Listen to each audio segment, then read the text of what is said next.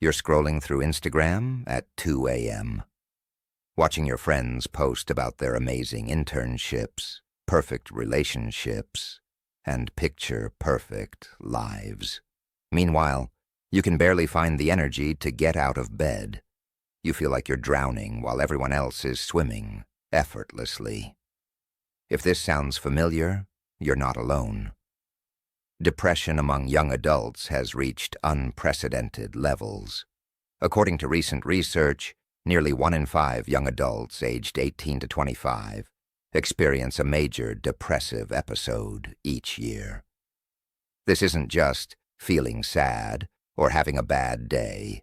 This is a serious mental health condition that's reshaping an entire generation's experience of young adulthood. Today, we're going to explore what depression really looks like in young adults, why it's becoming more common, and most importantly, what can be done about it. This isn't just statistics and clinical definitions. This is about real people, real struggles, and real hope. What depression actually feels like. Let's start by clearing up a common misconception. Depression isn't just sadness. It's not something you can snap out of or fix with positive thinking. Clinical depression is a complex mental health disorder that affects how you think, feel, and function in daily life. For young adults, depression often manifests in ways that might surprise you. Sure, there's the persistent sadness and feelings of emptiness, but depression can also show up as constant irritability, making you snap at friends and family for no real reason. It might look like sleeping 14 hours a day or not being able to sleep at all. It could mean losing interest in things you used to love, whether that's playing guitar, hanging out with friends, or even your favorite Netflix shows. Many young adults with depression describe it as feeling numb, like there's a thick glass wall between them and the rest of the world. Everything feels muted, distant, meaningless. Food loses its taste. Music sounds flat. Nothing brings joy anymore. The physical symptoms are real, too. Depression can cause chronic fatigue, unexplained aches and pains, digestive problems, and changes in appetite. Your brain and body are deeply connected, and depression affects both. The perfect storm. Why young adults? So why are young adults particularly vulnerable to depression? The answer lies in a perfect storm of biological, psychological, and social factors converging at this unique life stage. First, let's talk about the brain. Your brain doesn't finish developing until around age 25, with the prefrontal cortex being the last area to mature. This is the part responsible for emotional regulation, decision-making, and impulse control. So young adults are navigating incredibly stressful life transitions with a brain that's still under construction. Then there's the transition phase itself. Young adulthood is a time of massive change and uncertainty. You're expected to figure out who you are, what you want to do with your life, how to support yourself financially, and how to build meaningful relationships, all while dealing with societal pressure to have it all figured out by 22. The pressure is immense. Social media has created an entirely new dimension of stress. Constant comparison is the thief of joy, and young adults are comparing themselves to carefully curated highlight reels 24/7. Research shows that excessive social media use is strongly correlated with increased rates of depression and anxiety in this age group. You're not just comparing yourself to your immediate circle anymore. You're comparing yourself to the entire world. Financial stress is another major factor.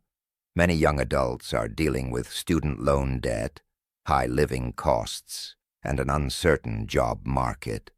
Economic insecurity isn't just stressful, it's been shown to directly contribute to depression.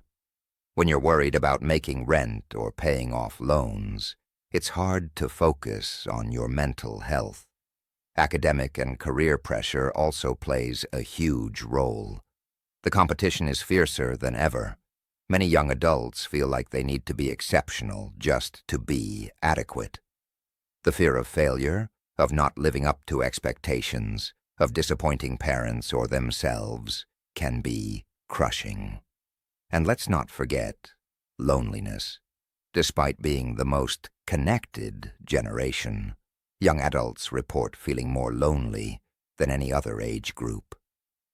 Moving away from home, losing touch with high school friends, the transient nature of college and early career years, all of this can leave young adults feeling isolated precisely when they need support the most. The invisible stigma. Here's something that makes depression even harder for young adults: the stigma. Despite increased awareness about mental health, there's still a pervasive belief that young adulthood should be the best years of your life. When you're depressed during what's supposed to be this amazing, carefree time, it can feel like there's something uniquely wrong with you. Many young adults don't seek help because they minimize their own suffering. They think, other people have it worse, or I should be able to handle this on my own. This is especially true for young men who face additional pressure to appear strong and not show vulnerability. There's also the fear of being judged. What if people think you're weak? What if it affects your academic standing or job prospects? What if your parents don't understand? These fears keep many young adults suffering in silence. The science behind the solution. Now for the good news: depression is highly treatable. Understanding the science behind treatment can help demystify the recovery process and give hope.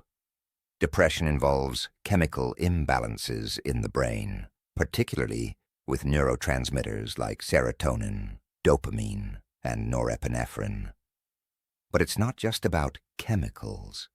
Depression also involves changes in brain structure and function, inflammation, stress hormone dysregulation, and altered neural pathways. This is why treatment often needs to be multifaceted. Psychotherapy, particularly cognitive behavioral therapy, has been proven effective for treating depression in young adults. CBT works by helping you identify and change negative thought patterns and behaviors that contribute to depression. It's not about positive thinking. It's about realistic thinking and developing concrete skills to manage your mental health. For moderate to severe depression, medication can be life-changing. Antidepressants work by adjusting neurotransmitter levels in the brain. They're not happy pills or a crutch. They're medication that treats a medical condition, just like insulin treats diabetes. Lifestyle interventions are also scientifically validated treatments. Regular exercise has been shown to be as effective as antidepressants for mild to moderate depression. Sleep hygiene, nutrition, and stress management techniques all play crucial roles in recovery. The key message here is that treatment works. Study after study shows that the majority of people with depression improve significantly with proper treatment. But you have to take that first step. Practical steps forward if you're struggling with depression, or if you're worried about someone you care about. Here are concrete steps you can take. Recognize the signs. If you've been feeling persistently sad, empty, or hopeless for more than 2 weeks, if you've lost interest in things you used to enjoy, if your sleep or appetite has changed significantly, or if you've had thoughts of death or suicide, these are signs that you need help. Trust your gut. If something feels wrong, it probably is. Reach out for help. This is the hardest but most important step. Start with your campus counseling center. If you're in college, they're often free and confidential. If you're working, check if your employer offers an employee assistance program. Talk to your primary care doctor. They can provide referrals and rule out any physical health issues that might be contributing. Build your support system. Talk to trusted friends or family members. You don't have to go through this alone. Join a support group, either in person or online. Connecting with others who understand what you're going through can be incredibly validating and healing. Establish routines. When you're depressed, structure can be your friend. Try to maintain regular sleep and wake times, eat regular meals, schedule activities, even small ones. Routine provides stability when everything feels chaotic. Move your body. You don't need to run a marathon. Even a 15-minute walk can help. Physical activity releases endorphins and has been proven to improve mood. Start small and build from there. Limit social media. Consider taking breaks from social media or setting time limits. Notice how different platforms make you feel and adjust accordingly. Your mental health is more important than your follower count. Practice self-compassion. Treat yourself with the same kindness you'd show a good friend. Depression isn't your fault, and struggling doesn't make you weak. You're dealing with a real medical condition, and you deserve compassion, especially from yourself. When to seek? Immediate help. I need to be very clear about something. If you're having thoughts of suicide or self-harm, this is a mental health emergency. Please reach out for help immediately. You can call the 988 Suicide and Crisis Lifeline in the U.S. Text HELLO to 741741 to reach the crisis text line, or go to your nearest emergency room. Suicidal thoughts don't mean you want to die. They mean you want the pain to stop. And there are other ways to make the pain stop. Help is available, and you deserve to get it.